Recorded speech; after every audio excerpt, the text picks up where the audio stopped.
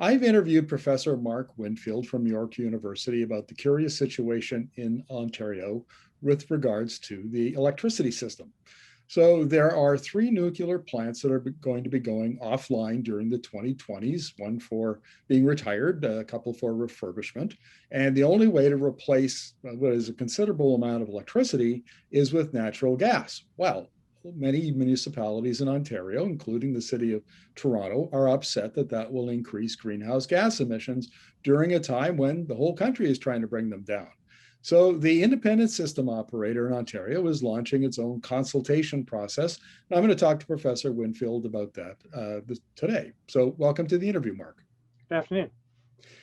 What the heck is going on in Ontario? Well, that's a good question.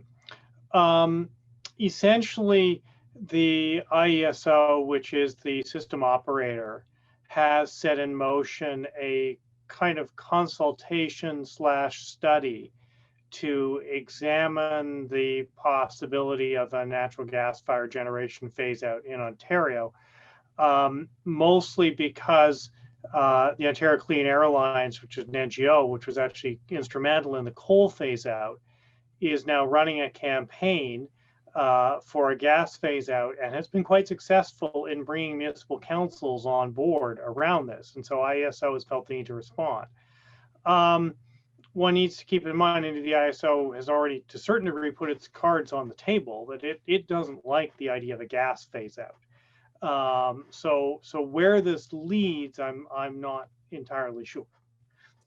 Well, it's kind of interesting because there aren't many options. If nuclear is offline, coal is not an option. That leaves maybe hydro from Quebec, and apparently hydro has been trying to woo Ontario for a while now, unsuccessfully. And then there are renewables, which are not on Premier Doug Ford's agenda at all. In fact, if I understand this correctly, he's dismantled some of the twin turbines that were constructed over the last decade or so. So limited options. Have I missed anything, or are there options that the IESO might ferret out during its consultations? Well, it's not clear the IESO is that interested in ferreting them out. The question is under the current regime, such as it is, yes, it doesn't look like a lot of alternatives, given that the government is hostile to renewables. It has dismantled the framework around energy efficiency. There's sort of a replacement, but it's not very effective at all. And so far has shown absolutely no interest in Premier Legault's offers from the other side of the Ottawa River.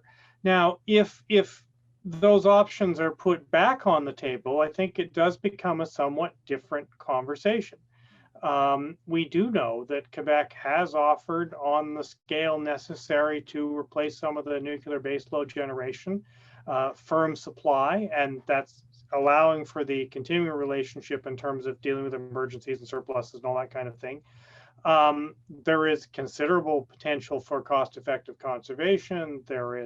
So we know the cost of renewables is falling, cost of storage and performance of these things is improving. So if we're prepared to engage in a broader conversation about where we should go, this would be a very different discussion. And then in that case, I think there are some very serious possibilities available. The question is, the province seems completely uninterested in pursuing any of them. And the IESO, I don't think is going to go there unless it gets some pretty clear political direction to do so. It essentially will stay on what it understands to be the business as usual pathway.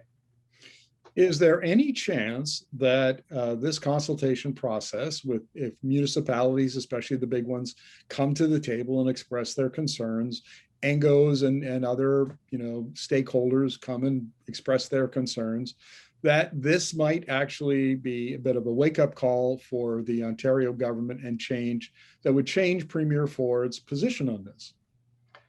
I don't think it's a wake-up call they want to hear. I mean, at the moment, they're sort of, well, they're not quite sleepwalking because they played some pretty active roles in taking options off the table.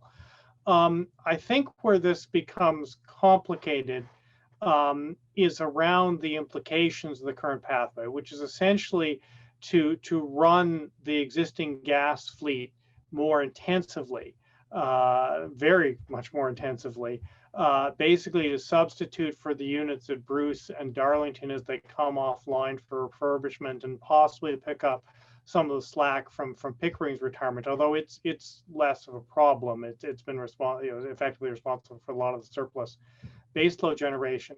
But if we run the gas plants, the implications in terms of greenhouse gas emissions and criteria air pollutants, principally nitrogen oxides and particulate matter, are quite significant and could erode quite a bit. The number that's out there is 40% of what we gained in terms of air quality from retiring coal.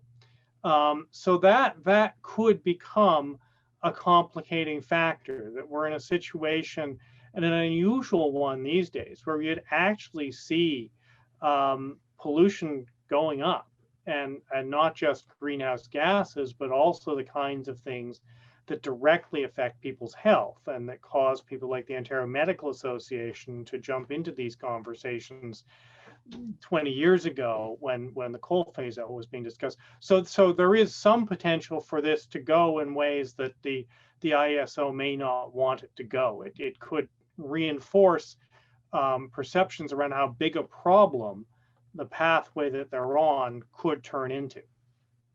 Mark, thank you very much for this. I really appreciate your insights, and we'll check in this fall, maybe early winter, when the IESO reports, see what they have to say. Thank you very much.